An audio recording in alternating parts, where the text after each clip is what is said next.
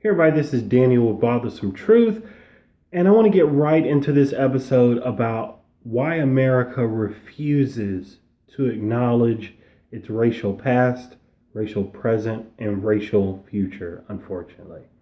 So if you look in this video at some point in the cards, there's going to be a link that's going to go to this rant that I did about how people, some of my followers, or one in particular, has called me crazy because I post and fight for racial justice, and because I want to see a world and I want to see cities and neighborhoods where people are not discriminated against on the basis of their race.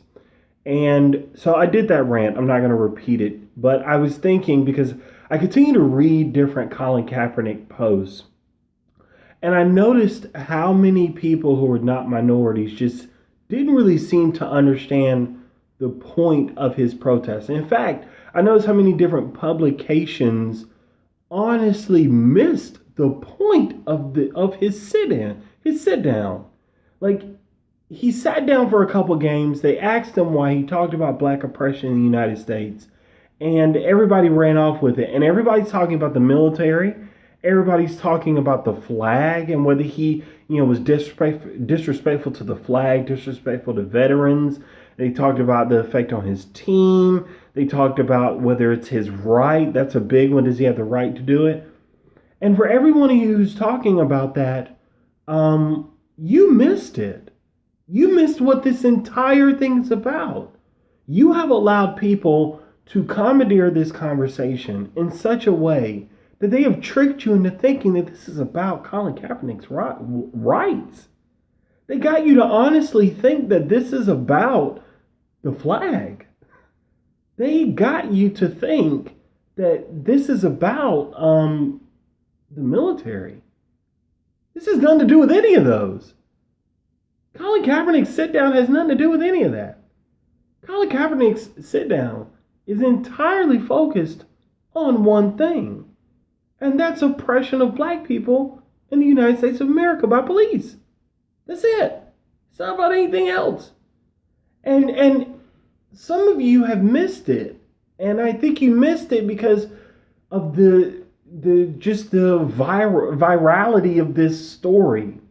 And so as a result, we just got caught in the tidal wave of talking about this. But I think some of you also, you've been caught up by people who intentionally don't want us to talk about these issues.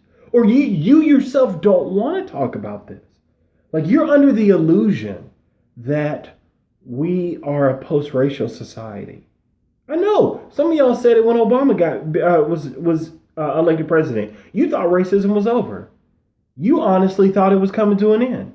You said, oh, well, there's no more racism because we have a black president. As though that made any sense. It never did. And with all this, we are getting off track. And I feel like I need to bring it back to what this is really about. So let me tell you what this is all about. This is about Tamir Rice. This is about Rakia Boyd. This is about Sandra Bland. This is about, there's so many names. I have to take a minute to think about different ones. This is about Philando Castile. This is about Corin Gaines. This is about Alton Sterling. This is about the significant number of black people, and Dylan Noble, not just black people. But this is the number of people that are disproportionately black who were killed at the hands of police under suspicious circumstances, unjustified lethal force, and in unarmed status. That's what we're talking about here. We're talking about injustice, where no justice occurs. We're talking about people who, like Walter Scott, who gets shot as he's running away, and then the police plant something on him. We're talking about these cases because no matter what we say, people don't listen. Very Smart Brothers did a great story saying, of course Colin Kaepernick needs to be the one to talk about this, because in America we only listen to rich people. They said, look at Donald Trump. The only qualification he has is his bank statement. It doesn't matter what skills he does not have. He's rich. So when we get into highways, when we get onto TV shows, when we get on social media and we say, hey, we're getting killed in the streets, say his name, say her name, Black Lives Matter. No matter what we do, y'all try to silence us.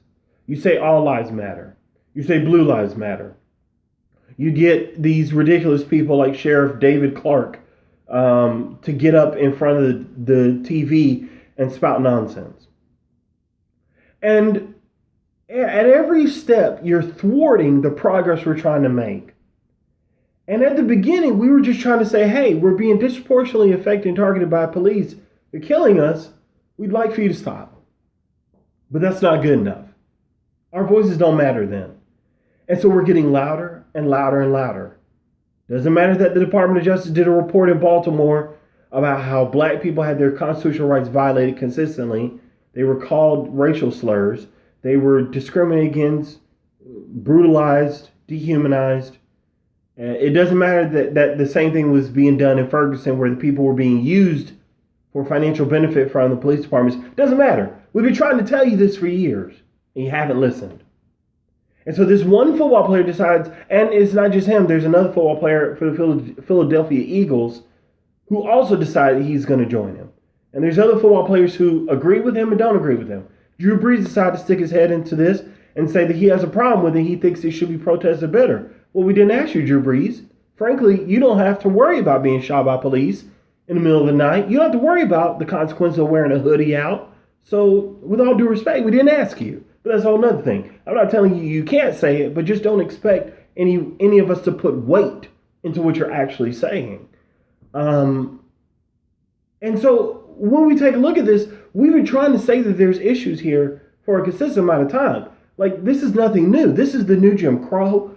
This goes back to Jim Crow and lynchings and convict leasings and black codes and vagrancy laws and slavery. Like, this is a continued history of oppression against black people.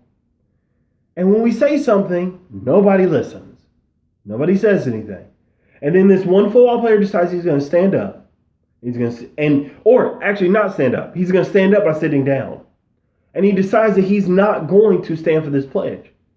And instead of talking about the actual issues, oh no, we're not going to do that. We're going to ignore it and talk about everything else but that. It's like with Hillary Clinton. We can talk about everything about Hillary, but we're not going to actually talk about the way the DNC rigged everything.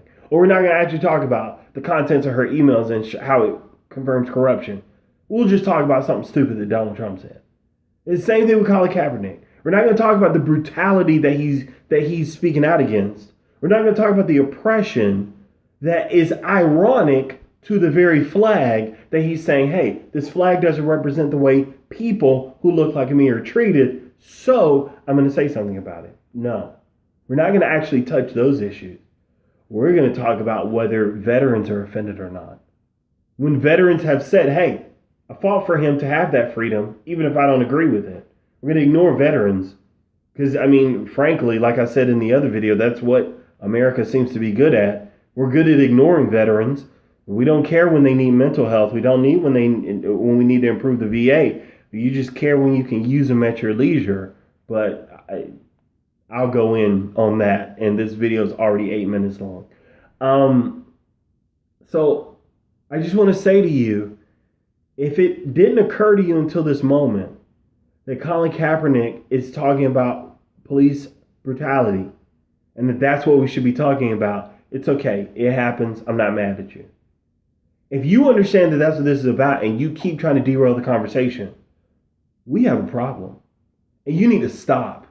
You need to focus on what this conversation is actually about. Now, you can do whatever you want. But honestly, if you're not going to really talk about this issue, then just be quiet.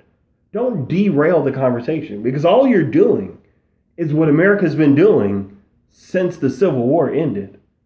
All you're doing is every time there's a racial issue with black people, you're derailing the conversation. Oh, it's not that bad. Oh, it's not that big of a deal. Yes, it is. And we're going to speak up. We're going to speak out because we're tired of dealing with these issues. And no matter how we do it, we get criticized. When we do it nonviolently, we get criticized. When we do a protest, we get criticized. When we sit down at the pledge, we get criticized. Well, you keep the criticism going. But I know for me, I'm not going to stop talking about this until people are treated fairly, regardless of their skin color. I'm still going to be speaking about this. This is Daniel with Bothersome Truth.